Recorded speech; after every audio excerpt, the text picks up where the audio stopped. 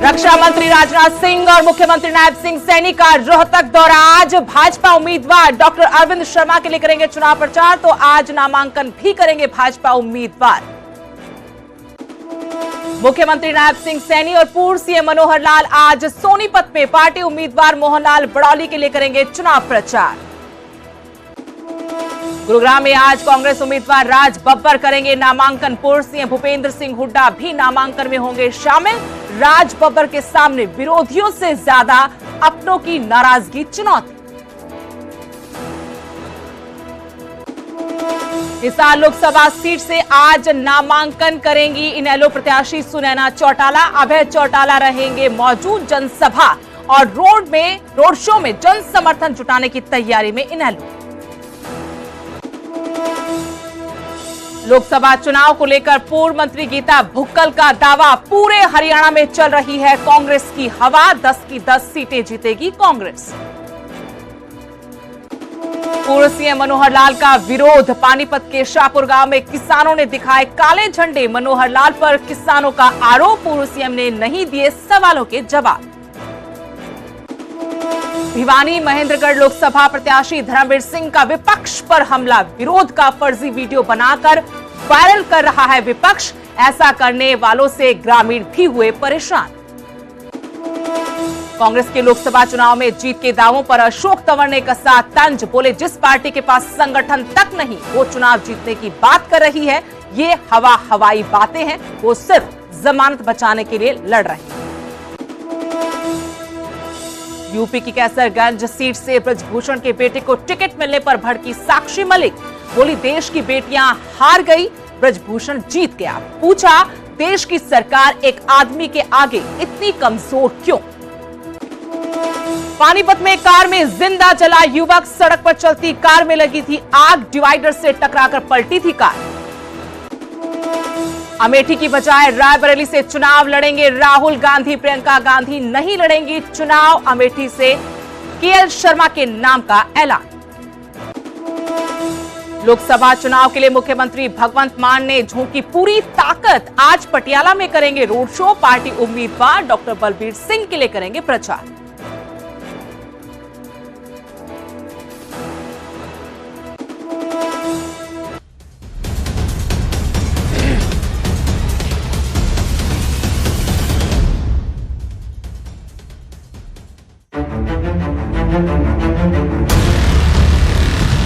ਉਹ ਚਿਹਰੇ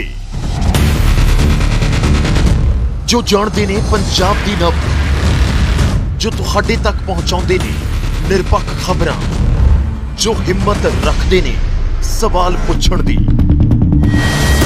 ਜਿਨ੍ਹਾਂ ਨੇ ਹਰ ਚੋਣਾਂ ਦੀ ਕਵਰੇਜ ਕੀਤੀ ਸਭ ਤੋਂ ਸਟੀਕ ਤੇ ਸਭ ਤੋਂ ਤੇਜ਼, ਜਿਨ੍ਹਾਂ ਤੇ ਪੰਜਾਬੀ ਕਰਦੇ ਨੇ ਭਰੋਸਾ। 24 ਦੀ ਚੋਣ ਅਖਾੜੇ 'ਚ ਵੀ ਅਸੀਂ ਤੁਹਾਡੇ ਭਰੋਸੇ ਤੇ ਉਤਰਾਂਗੇ ਖਰਾ। ਇਲੈਕਸ਼ਨ मतलब न्यूज़ 18 पंजाब हरियाणा।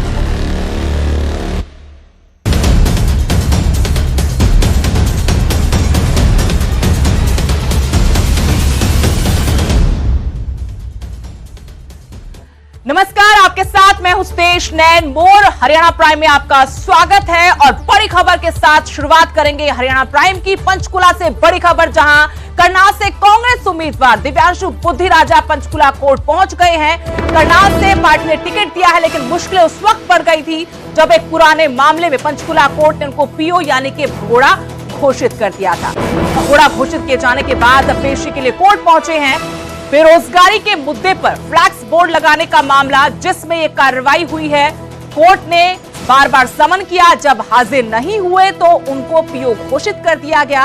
इसके बाद हाईकोर्ट पहुंचे थे राहत के लिए। हाईकोर्ट में राहत नहीं मिली तो फिर वकील की तरफ से कहा गया कि वो कोर्ट में जाकर सरेंडर करेंगे। अपेशी के लिए कोर्ट पहुंच गए हैं दिव्यांशु बुद्धिराजा। करनाल सीट से कांग्रेस ने उम्मीदवार बनाया है। आपको बता दें कि दिव्यांशु बुद्धिराजा पर 2018 में पूर्व सीएम मनोहर लाल के खिलाफ बेरोजगारी को लेकर फ्लैक्स बोर्ड लगाने का मामला दर्ज हुआ था। इसी मामले को लेकर पंचकुला कोर्ट ने बार बार समन किया, लेकिन पेश नहीं हुए, कोर्ट में हाजिर नहीं हुए, तो कोर्ट ने उनको भगोड़ा घोषित कर दिया था। इसी मामले में उनकी मुश्किलें बढ़ रही थी। हाईकोर्ट जरूर गए थे, लेकिन कल सुनवाई में उनको राहत नहीं मिली, तो कोर्ट में कहा गया कि वो जल्द से जल्द इस मामले में कोर्ट में पेश हो जाएंगे। तो अभी कोर्ट में पेशी के लिए पहुंचे हैं दिव्यांशु बुद्धिराजा। नायब सिंह सैनी के खिलाफ चुनावी दंगल में ताल ठोक रहे हैं दिव्यांशु बुद्धिराजा। एक बड़ी मुश्किल उनके लिए ये मामला था, अपेशी के लिए आए हैं, गिरफ्तारी की तलवार लटक रही थी। इस खबर पर और जानकारी के साथ पंचकुला से मेरे सहयोगी तारा ठाकुर जुड़ गए हैं फोन लाइन से। तारा ठाकुर, दिव्यांशु बुद्धिराजा कोर्ट पहुंचे हैं पीओ वाले मामले में, क्या जानकारी है, क्या अपडेट है? जी बिल्कुल, देखिए ये जो मामला है वर्ष 2018 का था, जब मुख्यमंत्री जो पूर्व हैं मनोहर लाल के काफिले का घेराव किया गया था और इसके अलावा बिना परमिशन के जो है शहर में बोर्ड लगाए गए थे, जिसके बाद सेक्टर 14 थाने में मामला दर्ज हुआ था और कोर्ट के द्वारा इस मामले को लेकर कई सम्मन दिए गए, लेकिन कोर्ट में पेश न होने के चलते जो पीओ घोषित किया गया था। लेकिन आज जो है पंचकुला कोर्ट में दिव्यांशु बुद्धिराजा जो करनाल से कांग्रेस के लोकसभा प्रत्याशी है, वो यहाँ पर पहुंचे हैं और सरेंडर करने के लिए पहुंचे हैं, क्योंकि लगातार जो है कयास ये लगाए जा रहे थे कि बार बार सम्मन देने के बाद भी जो है अब वो कोर्ट में पेश नहीं हुए हैं, जिसके बाद इनकी गिरफ्तारी हो सकती है। लेकिन तारा ये समझना जानना चाहते हैं कि अब आगे क्या हो सकता है, क्या कोर्ट में पेशी के बाद उनके ऊपर जो गिरफ्तारी की तलवार लटकी हुई थी उससे उनको बचाया जा सकता है, वो बच सकते हैं, राहत मिल सकती है? जी बिल्कुल, देखिए जिस प्रकार से बार बार सम्मन देने के बाद कोर्ट ने जो भगोड़ा घोषित किया है दिव्यांशु बुद्धिराजा को, लेकिन अब जो है वो कोर्ट में पहुंचे हैं। अब कोर्ट की कार्रवाई क्या रहती है, क्योंकि जिस प्रकार से लगातार कोर्ट ने को बुलाया था इस मामले की सुनवाई को लेकर, लेकिन वो नहीं पहुंचे थे, तो अब कोर्ट की अगली क्या कार्रवाई रहती है ये देखने वाली बात होगी। लेकिन कहीं ना कहीं जो गिरफ्तारी की तलवार है वो लटक रही है, कोर्ट उनको राहत देती है, तो अब क्या आगे की कार्रवाई रहती है वो कोर्ट की सुनवाई के बाद ही स्पष्ट हो पाएगा। फिलहाल अभी जो है करनाल से जो कांग्रेस प्रत्याशी है दिव्यांशु बुद्धिराजा, अब वो पंचकुला यहाँ कोर्ट में पहुंचे हैं, खुद सरेंडर करने के लिए पहुंचे हैं। अब देखना ये होगा कि आगे इनकी किस तरह से जो कार्रवाई है कोर्ट द्वारा की जाती है। धन्यवाद तारा ठाकुर जानकारी के लिए। तो कोर्ट पहुंच गए, कोर्ट में हाजिर होने को कहा था, बार बार समन भी हुए थे। इसी मामले में 2018 का मामला है, पूर्व सीएम मनोहर लाल के खिलाफ बेरोजगारी के मुद्दे पर फ्लैक्स लगाए थे, इसी को लेकर एफआईआर दर्ज हुई थी। कोर्ट ने बुलाया, समन किया, नहीं पहुंचे, तो आखिरकार कोर्ट ने फैसला सुनाया कि आपको भगोड़ा घोषित किया जाता है। राहत के लिए हाईकोर्ट का दरवाजा खटखटाया था, लेकिन कल राहत नहीं मिली, खारिज हो गई थी याचिका। उसके बाद अभी कोर्ट में हाजिर हुए हैं, पेशी के लिए आए हैं। आगे कोर्ट की क्या कार्रवाई रहती है, इस पर न्यूज़ 18 की नजर बनी रहेगी।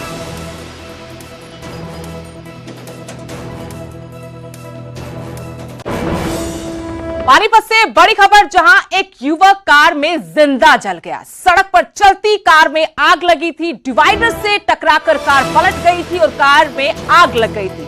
पुलिस ने ड्राइविंग सीट से युवक का शव बरामद किया है। कार पलटने के कारण क्या रहे इसका खुलासा नहीं हो पाया है। NH-44 GT रोड पर पिछली रात ये हादसा हुआ। कुछ ही सेकंड में ये कार आग का गोला बन गई। एलिवेटेड फ्लाईओवर पर सरकारी अस्पताल के ठीक सामने ये दर्दनाक हादसा हुआ। शहर के बीच से गुजर रहे एलिवेटेड फ्लाईओवर पर सरकारी अस्पताल के सामने एक चलती मारुति स्लेरियो कार में अचानक से आग लग गई थी। मौके से गुजर रहे लोगों ने कार में आग लगने की सूचना कंट्रोल रूम के नंबर पर दी और इसके बाद पुलिस मौके पर पहुंची। पानीपत से मेरे सहयोगी सुमित भारद्वाज इस खबर पर और जानकारी के साथ ऑनलाइन से जुड़ गए हैं। सुमित, क्या पहचान हो पाई है जो पीड़ित युवक है, कैसे हादसा हुआ, कैसे कार में आग लगी, कोई जानकारी मिली हो? बिल्कुल, देखिए सुदेश, ये मामला जो है बीती रात का मामला है, जब ये युवक जो है अपनी कार में सवार होकर पानीपत टोल प्लाजा से अपने गांव नाडोला की तरफ जा रहा था। जैसे ही ये NH-44 पर सिविल हॉस्पिटल के सामने फ्लाईओवर के ऊपर पहुंचा तो अचानक से ये हादसा हो जाता है और देखते ही देखते कार में आग लग जाती है और कुछ ही मिनटों में आग जो है आग का गोला बन जाती है और उसी वजह से ये व्यक्ति जो है इसके अंदर झुलस जाता है और जिंदा जो है ये जल जाता है और इसकी मौत हो जाती है। जब इसकी सूचना पुलिस को मिलती है, पुलिस और फायर ब्रिगेड की गाड़ियां फानन पर मौके पर पहुंचती हैं, लेकिन जब तक बहुत देर हो चुकी थी, युवक जो है कार के अंदर ही जिंदा जल चुका था। और जिसके बाद पुलिस द्वारा शव को कब्जे में लेकर पोस्टमार्टम के लिए पानीपत के सामान्य हॉस्पिटल में भिजवाया गया। वहीं मौके से गाड़ी को उठवाकर अपने कब्जे में लेकर सिटी थाने में लाया गया। हालांकि अभी तक आग के कारणों का जो है वो पता नहीं चल पाया है। जी शुक्रिया सुमित जानकारी के लिए। तो बेहद दर्दनाक यह हादसा, कार पलटने की वजह से एक शख्स में जिंदा जला है कार में। कार डिवाइडर से टकराई, उसके बाद पलट गई और युवक कार में ही जिंदा जल गया।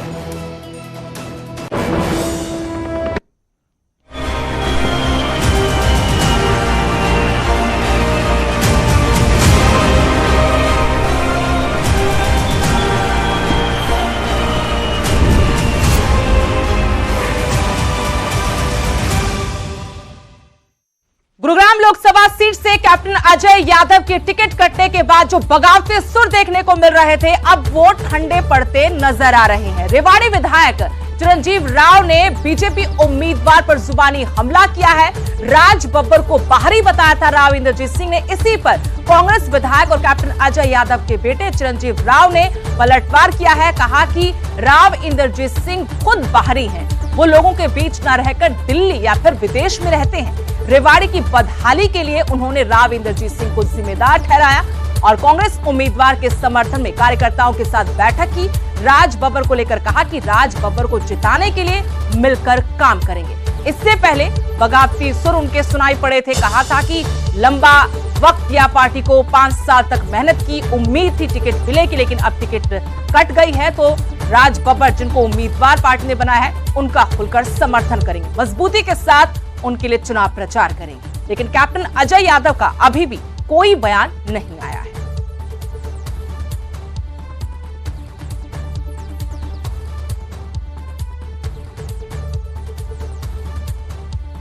लोकसभा चुनाव को लेकर पूर्व मंत्री गीता भुक्कल ने बड़ा दावा किया है। गीता भुक्कल ने कहा कि सभी 10 सीटों पर कांग्रेस की जीत होगी। हरियाणा में कांग्रेस की हवा चल रही है। बीजेपी सरकार पर उन्होंने बेरोजगारी बढ़ाने का आरोप लगाया। साथ ही कहा कि चुनावी वादों पर भाजपा खरी नहीं उतरी। बीजेपी सरकार में विकास पूरी तरह से ठप पड़ा है।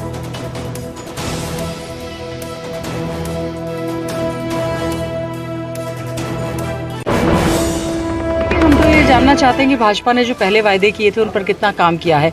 वो एक श्वेत पत्र जारी करें, बताएं कि क्या क्या वायदे उन्होंने किए थे और क्या पूरे किए हैं। हमें एक चीज़ का पता है कि रोहतक लोकसभा क्षेत्र में कोई भी ऐसी योजना परियोजना नहीं आई जिसको भाजपा कह पाए कि हमने झज्जर के लिए या रोहतक के लिए कोई कार्य किया है, या कितनी बार लोकसभा में यहाँ की आवाज़ उठाई गई है, या प्रदेश की बीजेपी की सरकार ने हमारे क्षेत्र के लिए क्या किया है। हमारे क्षेत्र के साथ पूरी तरह से झज्जर के साथ, रोहतक के साथ बहुत ज़्यादा भेदभाव हुआ है। मैं समझती हूँ जो योजनाएं परियोजनाएं सांसद भाई दीपेंद्र हुड्डा जी अपने समय में लेकर आए थे, जो पाइपलाइन में थी, बल्कि उनको भी इन्होंने सिरे पे नहीं चढ़ाया। तो आज लोगों ने पूरी तरह से 36 बिरादरी, आपने देखा होगा 36 बिरादरी जो है डोर टू डोर जनसंपर्क अभियान के तहत हमारे साथ चल रही है। और पूरी तरह से झज्जर शहर ने भी मन बनाया है कि जैसे हरियाणा में हवा चल रही है उससे ज़्यादा हवा रोहतक लोकसभा क्षेत्र में चल रही है। और आने वाली 25 मई को जो वोट पड़ेंगे, एक एक वोट हाथ के निशान पर भाई दीपेंद्र हुड्डा जी को पड़ेगा। तो खूब दावे वादे किए जा रहे हैं और इसी बीच एक दूसरे पर जमकर जुबानी हमले भी हो रहे हैं। भिवानी महेंद्रगढ़ लोकसभा सीट से बीजेपी प्रत्याशी धर्मवीर सिंह ने विपक्ष पर जोरदार हमला किया है। सांसद धर्मवीर सिंह ने विपक्ष पर गंभीर आरोप लगाया है। कहा कि विरोध का फर्जी वीडियो बनाकर वायरल कर रहा है विपक्ष। बीजेपी के जनसंपर्क में विपक्ष पर साजिश रचने का ये बड़ा आरोप धर्मवीर सिंह की तरफ से लगाया गया है। असामाजिक तत्व साजिश के तहत इस तरह के वीडियो बना रहे हैं। साजिश रचने वालों से ग्रामीण भी परेशान हो गए हैं। कहा कि इस बार भी मैं रिकॉर्ड मतों से जीत दर्ज करूंगा। भिवानी महेंद्रगढ़ सीट से एक बार फिर धर्मवीर सिंह पर ही पार्टी ने विश्वास जताते हुए अपना उम्मीदवार बनाया है। 4 आदमी या 2 आदमी कहीं भेज दिए और वो पहले से प्लान करके न कि तुमने ये काम करना है। हमारी तो आदत है बल्कि जाके पूछने का, बताओ भाई तुमने वीडियो बनाने खातिर भेजे हो। पता लगता है फिर वहाँ के गांव वाले भी बेचारे दुखी होते हैं। क्या ये 3 आदमी हैं, 3 आदमी कई दिन से लग रहे थे कि हमारे को तो ऊपर से आदेश है पार्टी का कि विरोध जरूर दिखाओ। ये कोई अच्छा, ये प्रजातंत्र में कोई अच्छा सिस्टम नहीं है। कोई पार्टी करे हम उसको अच्छा नहीं मानते। पूर्व सीएम मनोहर लाल का विरोध हुआ है। पानीपत के शाहपुर गांव में किसानों ने पूर्व मुख्यमंत्री का विरोध किया। किसानों ने विरोध में काले झंडे दिखाए। यहां मनोहर लाल हाथ हिलाकर उनका अभिवादन करते हुए आगे निकल गए। मनोहर लाल पर किसानों ने आरोप भी लगाया कि पूर्व मुख्यमंत्री ने उनके सवालों का जवाब नहीं दिया। करनाल लोकसभा से भाजपा प्रत्याशी हैं पूर्व मुख्यमंत्री मनोहर लाल, उन्हें विरोध का सामना करना पड़ा। किसान के झंडे और काले झंडे जो है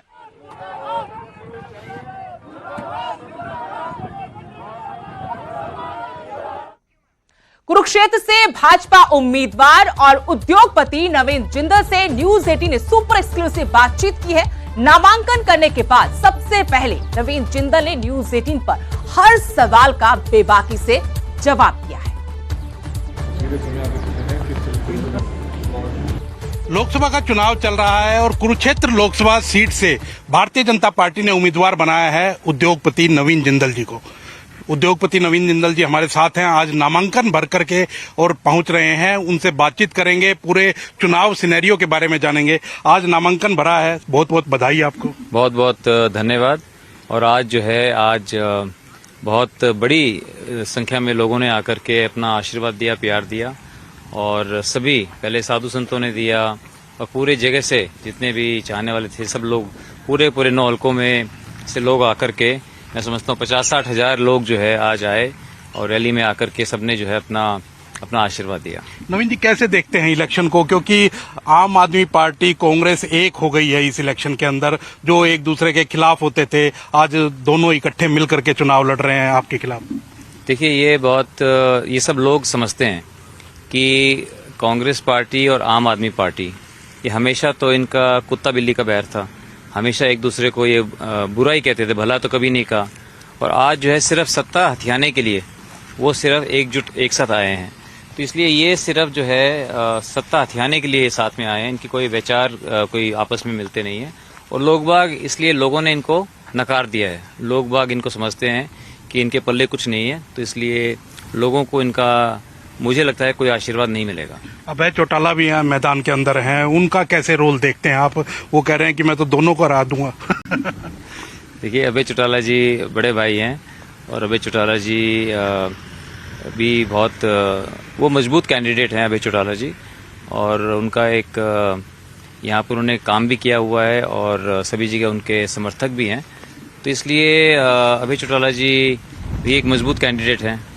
कैसे देखते हैं, क्योंकि आपका एक लंबा सफर रहा है, क्योंकि कांग्रेस से आप यहीं से 2 बार सांसद रहे, अब भारतीय जनता पार्टी की टिकट पर चुनाव लड़ रहे हैं। क्या लोगों में कोई गुस्सा है, रोष है, या वही नवीन जिंदल की जैसे 2 बार आशीर्वाद दिया वैसे ही देंगे? तो मैं कहूँगा कि 90 से 95% लोगों ने तो ये कहा जी अब आप ठीक जगह आ गए, आपने जो है बहुत अच्छा कदम उठाया। लेकिन कुछ लोग जो कांग्रेस से जुड़े हुए हैं और कांग्रेस में रहना चाहते हैं उनको बहुत दुख भी हुआ। तो ऐसे भी 5-7% ऐसे लोग भी हैं जिन्होंने ये बोले कि जी हम तो बहुत रोए कि आप क्यों चले गए। तो मैंने कहा मेरे लिए पार्टी से बड़ा देश है। मुझे लगता है कि भारतीय जनता पार्टी माननीय नरेंद्र मोदी जी के नेतृत्व में देश आगे बढ़ेगा। उन्होंने हमें एक विकसित भारत का सपना दिखाया है और मैं जब इतना बड़ा एक देश में क्रांति हो रही हो, मैं उसमें पीछे नहीं रहना चाहता। मैं लोगों के लिए काम करना चाहता हूँ, मैं देश के लिए काम करना चाहता हूँ। तो इसलिए मुझे ये जो मौका मिला है कि मैं लोगों की आके सेवा कर सकूँ माननीय नरेंद्र मोदी जी के नेतृत्व में, तो ये मेरे लिए बहुत बड़े सौभाग्य की बात है। तो फिर वो लोग भी इस बात को मानते हैं और वो लोग बोलते हैं कि जी हम आपके साथ हैं, हम जानते हैं कि आप लोगों की सेवा करना चाहते हो। और वो लोग जो है इसलिए लोगों का मुझे बहुत समर्थन आशीर्वाद मिल रहा है। एक बड़े उद्योगपति के रूप में आपकी पहचान है, आप देश विदेशों में लगातार रहते हैं। अब जिस तरह से एक खेतों के अंदर उतरना पड़ा है, अब के आम आदमी से मिलते हैं, एक चाय वाले के पास जाते हैं, एक ढाबे वाले के पास बैठते हैं, कैसे लगता है जीवन में कि हाँ पहले भी हालांकि 2 बार आप MP रहे हैं और आपका पूरा राजनीतिक परिवार है, अब कैसा लगता है आपको, क्योंकि काफी साल से अब राजनीति दूर थे? तो देखिए थोड़ी पिछले 5 सालों से प्रैक्टिस इसकी कम हो गई थी, और लेकिन अब जब दोबारा आ रहा हूँ तो मुझे बहुत अच्छा लगता है। लोगों से मिलना, लोगों की बातें सुनना, लोगों की तकलीफों को जो है दूर करना मुझे अच्छा लगता है। अब जो लोग दिखाते हैं कि देखो जी आपकी गोद में ये 25 साल पुरानी फोटो है, ये आदमी गोद में था, ये देखो जी आपके सामने लोग लाके फोटो दिखाते हैं कि देखो जी हम बच्चे थे, आप हमारे स्कूल में आए थे, अब हम देखो जी अब उनकी दाढ़ी आई हुई है। तो इसलिए बहुत अच्छा लगता है। लोगों से एक मजबूत रिश्ता है, एक पारिवारिक रिश्ता है, और ये बचपन से हमने देखा है अपने पिताजी को करते हुए। और पिताजी ये कहते थे कि लोगों के आशीर्वाद से परमात्मा ने हमें सब कुछ दिया, तो हमारा फर्ज बनता है कि हम लोगों के काम आए, हम दिखाएं कि जब कोई व्यक्ति सेवा के भाव से राजनीति में आता है तो क्या कर सकता है। तो उन्हीं के ये संस्कार लेकर मैं लोगों के बीच में मैं आया हूँ, और मैं बहुत कुछ लोगों के लिए करना चाहता हूँ। मेरे मन में बहुत से मेरे प्लान्स हैं कि किस तरह से यहाँ पर और ज़्यादा हमारे युवाओं को रोजगार मिले, किस तरह से गांव-गांव संपन्न हो, स्वच्छ हो।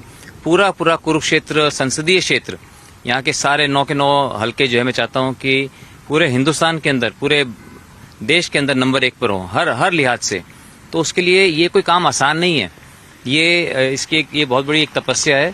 लेकिन मैं भारतीय जनता पार्टी की नीतियों पर चलता हुआ सब भारतीय जनता पार्टी के साथियों को साथ में लेकर के, और जब बनने के बाद ये चुनाव तक जो है मैं समझता हूँ कि आदमी को अपनी पार्टी के साथ जुड़कर के चुनाव लड़ना पड़ता है, लेकिन चुनाव में जीत होने के बाद फिर हम सब पार्टियों को, सब लोगों को, चाहे किसी ने वोट दिया, किसी ने अगेंस्ट वोट दिया, वो सब बातें बहुत छोटी होती हैं। हम सब एक हैं, हम सब देशवासी हैं। मैं सभी को मैं बहुत प्यार करता हूँ।